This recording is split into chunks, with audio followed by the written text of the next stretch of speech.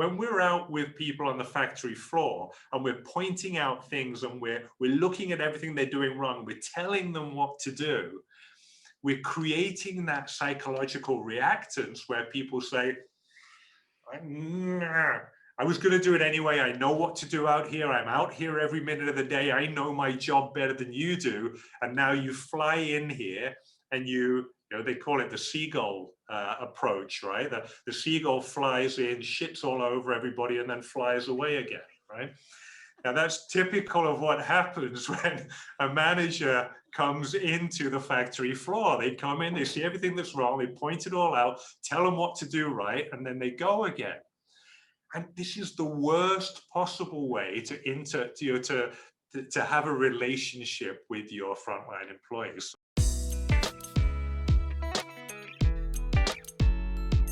Make It Right, the manufacturing podcast. Welcome to Make It Right. I'm Janet Eastman, and this is part 2 of my conversation with Manufacturing Leadership Advisor Kevin Snook about how to walk the factory floor in 2021. He says the key is listening. So when you do listen, and honestly, we all have an impression. We ask a question. I think probably back here, there's something playing going, I know what the answer is going to be. I know what the answer is going to be. So you kind of have to watch how you listen, because for the most part, you're probably listening for the answer you're expecting and missing some of the gold that's actually being spoken. Well, and that's why things haven't got better in the past, right? So yeah. if you do actually say, as a leader, I am responsible for the condition of my factory floor, for example, then you must have been doing something wrong in the past if the condition doesn't meet your expectations. If you take responsibility for it, you are responsible for it, right? Now, the question is, as a leader, are we self-aware enough to be able to say, yes, there's a level of something in me that needs to change in order to be able to change this situation? And so then you go in there and you say, okay, let me try something a little bit different this time. Let me try to ask that question in a different way. Let me really try to listen. Maybe let's take people off of that area where everything's noisy and busy and all go at the moment, and spend 20 minutes with somebody in the canteen over a cup of coffee and see if I can figure out exactly what's going on and what I'm missing. Right? And so that level of vulnerability to be able to say, I'm messing up in some way here. Because it's not the way that I would expect it to be. What am I missing? What's happening out there that I'm not aware of at the moment? And there must be somewhere that you need help. And as I said, that help can come in training, tools, some money for new equipment, some the change in the environment. There's a whole range of things that it could be. But if we think we know all the answers, there's no point in going out there anyway, because nothing's going to change.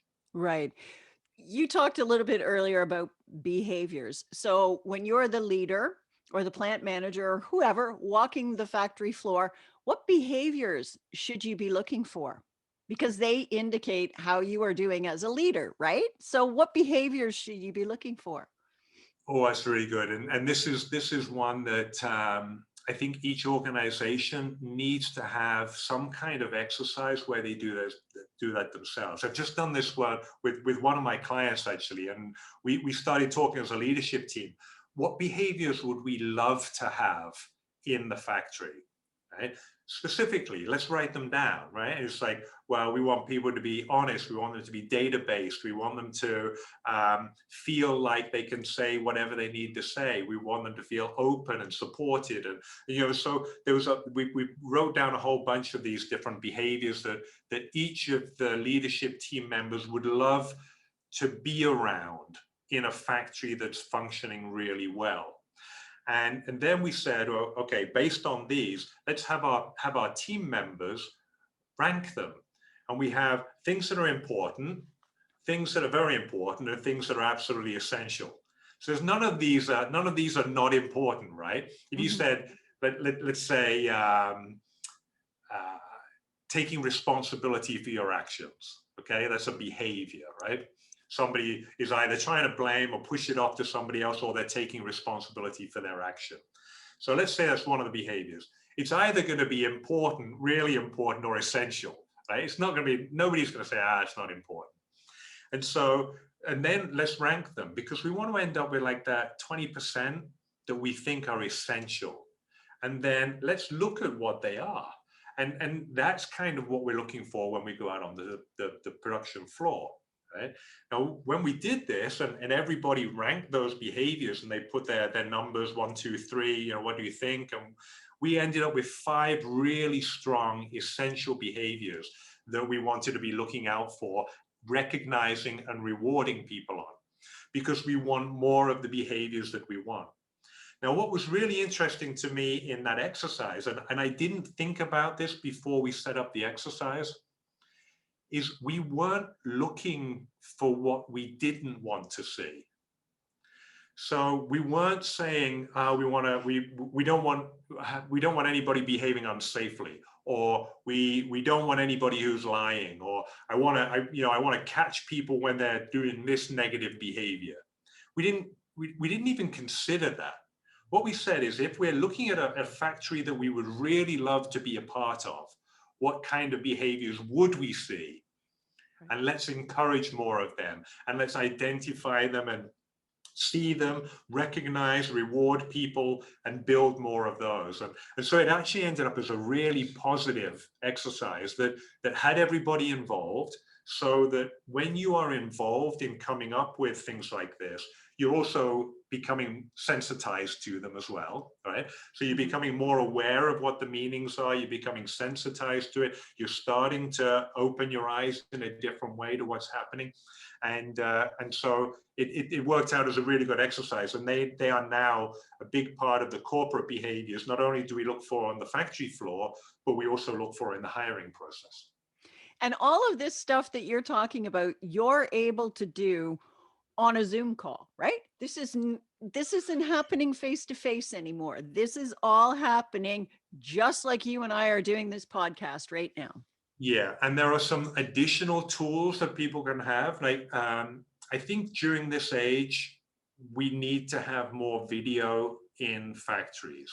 Okay, so I do understand the concerns of factory owners, business owners, plant managers, feeling cautious about people taking videos in their facility, right? Because they don't want the secrets or the issues or whatever to go out to a wider audience. So being cognizant of that and saying, okay, we have to find a way to manage that from a security point of view so that people are comfortable with it. There's still really good ways of sharing information and sharing videos that we can learn from. And of course, we're bringing in different sort of techniques now, like different virtual reality or augmented reality, goggles and things like that, where you can see things in a different way. There's lots of simple ways, and it can be photographs even. You don't even have to go to video. It can be photographs of the equipment, photographs of the maintenance room, photographs of the canteen, and we'll start to pick up things around, what are we doing right here, and what help do you need to be able to elevate the standards? Right. Okay. So when a CEO does a factory tour, and we talked about in those past podcasts, but what should they be walking out with? And we talked about that they should have this to-do list, right? To-do list of all the things that they can be doing to help the workers in the factory move their careers and their progress forward. Is it still the same? Is that the end goal of a meeting or any of these things for the CEO? Yeah, it's whether it's a meeting or a factory tour, the idea is to make a decision. And if you've got a good set of eyes on you when you're out on a factory tour, or even if you're looking at a video of a factory floor or a factory tour, you're going to pick 100 things that could be improved. And if you have good conversations with the people out there, you could probably pick 1,000 things that could be improved. What we then need to do is we need to categorize them. We need to prioritize them. And so there are certain things that with the right operating strategy or the right strategy behind them, you're going to be able to have an effect on a number of those different issues. And so let's say as you were walking the factory floor, you saw 6 different safety violations, somebody reaching beyond the plane of a guard, somebody riding on a pallet truck, somebody else working at height without some kind of thing. And you addressed each one of those when you were there, because whatever you walk past becomes your standard. Okay, so you cannot walk past a safety violation and think that you'll tackle it later, right? As a leader in the company, you are responsible to know what they are and to address them at the point. But there's obviously a systemic issue behind that, right? So if I walked off and I had 6 safety violations that I'd seen, there would be something there in the systems that is broken. And I'd want to be talking to the right people to figure out, what do we need to do differently to help you with the systems so that they're more effective? And then if we've got, let's say we've got 100 items that we've seen, we've got 6 different categories of items, then frankly, we need to prioritize them, because we can't work on everything. And so the next step is, how do we prioritize them? What's the prioritization matrix that we put together to be able to say, yep, this is absolutely essential. We need to do this now. We can plan this in over the next 3 months. Maybe this one can wait till the end of the year. That's the kind of process we need to go through. But you're absolutely right. It's about finding areas that the business needs support to do things better, and then figuring out what's the right systemic solution to those problems. I'm curious about, you talk about the safety issues and, people just doing things that are not quite safe. And so I want to go back to the blame situation where, like, you're walking the factory floor, you see something that is unsafe, a safety kind of violation. How do you approach that as a leader in a way that is not a blame situation? That, I guess, and I'm thinking just on your behalf, I'm thinking, and tell me if I'm wrong, that you as the leader would say, can I ask you why you're doing that way? Right? Or how do Maybe. you go about doing that? Right? So that you're Yeah, not going, you're not supposed to do that. Right? maybe. And it really depends what you see, right? So if you see somebody reaching beyond the plane of a guard into moving equipment, then it's a little bit like having a kid walking down the road who steps into the road, right? Yeah. You've got to take action quickly, right? So without startling somebody and making the situation worse, you have to take quick action on that situation. And I'm not all nicey about everything. If people are knowingly breaking a work rule, then that's a disciplinary case, and we have a way to follow that up. Right. And so this is not like, oh, yeah, I really love you, and, and I don't want you to chop your fingers off, and please don't do that again. Right. It's not that situation. It's, if you know you shouldn't be going beyond the plane of the guard, then first of all, do not go beyond the plane of the guard. That's it's a work violation. Now, the next step is, why did you feel like you needed to go beyond the plane of the guard and put your fingers at risk for the sake of cleaning that piece of equipment or whatever you were doing, right? And then you get into a much more valued conversation, which is, well, I didn't want to stop the line because I felt we needed to carry on making product, or I've done this before and it worked, and actually it's really difficult to clean it when the line stopped, and whatever, right? You're starting to get some real information about, why did that person put themselves at risk?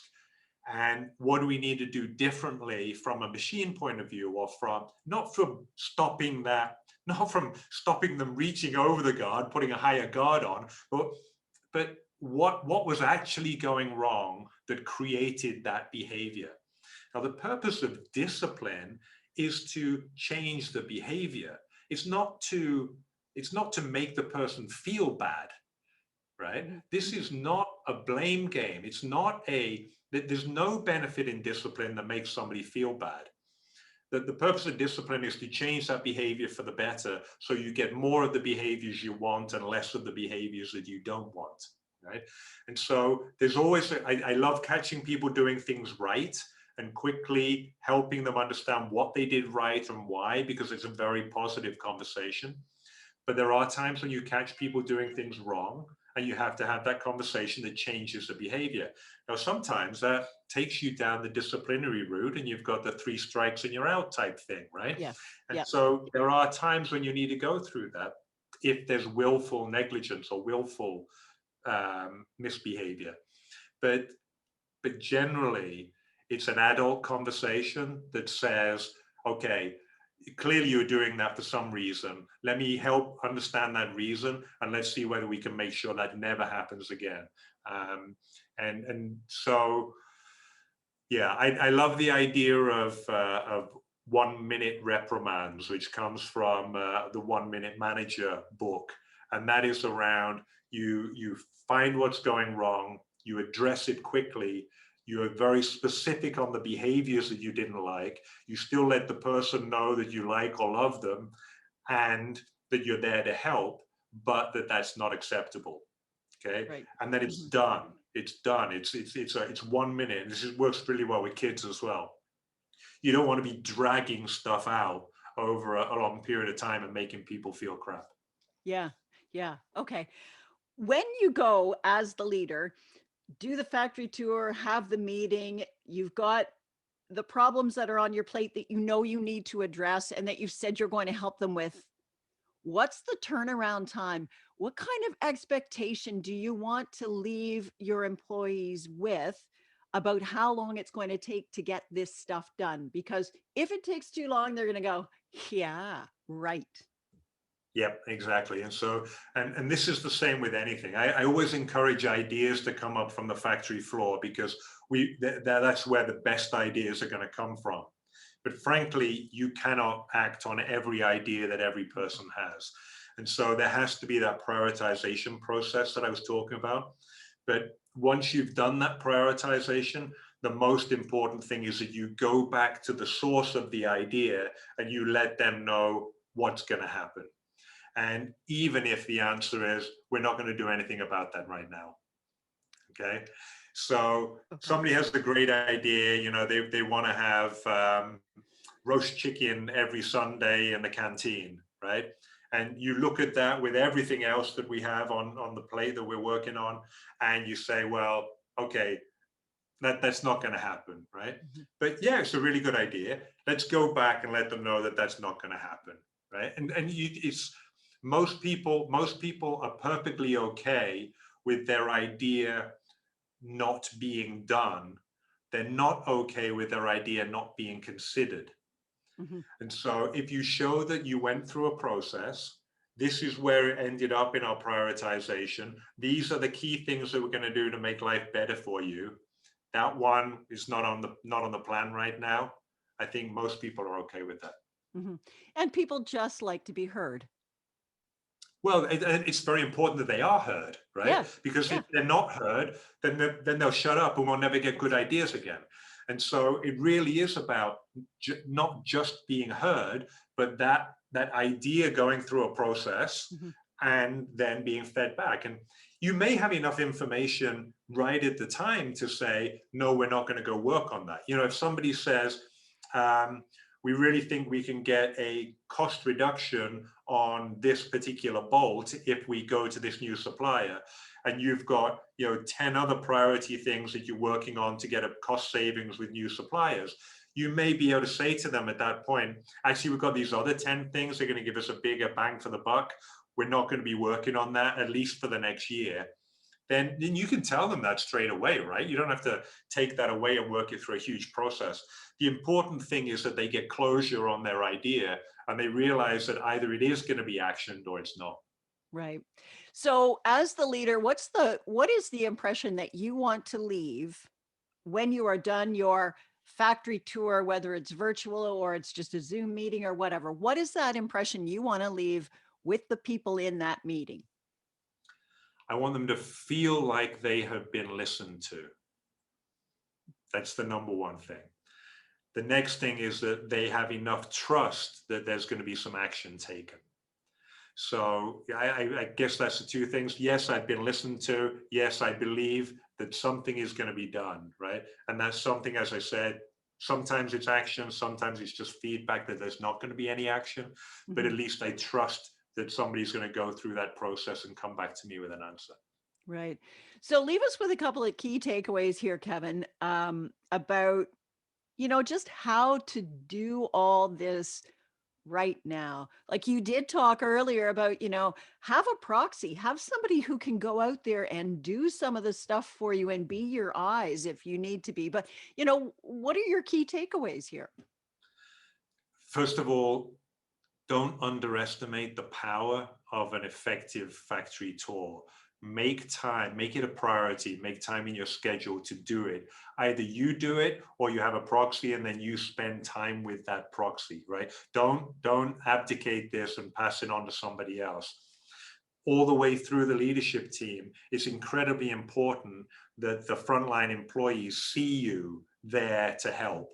And so make it a priority, schedule it in, stick with it. It's always easy to say, and I know because I've been in this situation many times, somebody else, important phone calls come in, or a customer's come through the door, or there's a supplier who needs to see me. Maybe we'll just pass on the factory tour this time, right? Don't let that happen. Schedule it as an important part of your work. Get out there, do it. Look for things that are positive. Also, make sure you're addressing the things that are negative, but do so in a way that you're there with an intention to help. And especially now, use videos, use remote techniques, use a proxy if you need to, but get it done. Right. Kevin, always fun to talk to you. And I think you left us with some pretty good tips for leaders in this time of, pandemic and social distancing and closures and whatever. So thanks so much. Thank you, Janet. Kevin Snook is a manufacturing leadership advisor, and you should read his book. It's called Make It Right, 5 Steps to Align Your Manufacturing Business from the Front Line to the Bottom Line. It has, I think, 9 chapters on how to walk yourself through a process to get your business up and running properly. I'm Janet Eastman. You can find Make It Right on Twitter and LinkedIn. And you can also find us on iTunes, Stitcher, Spotify, and YouTube. And if you want to go back and listen to those really early versions of the Factory Tour, I think they're episodes 17 and 18 of the Make It Right podcast. And there is some absolute gold in there from Kevin. Thank you again, Kevin. That's Make It Thank Right. you. Until next time, thanks for listening.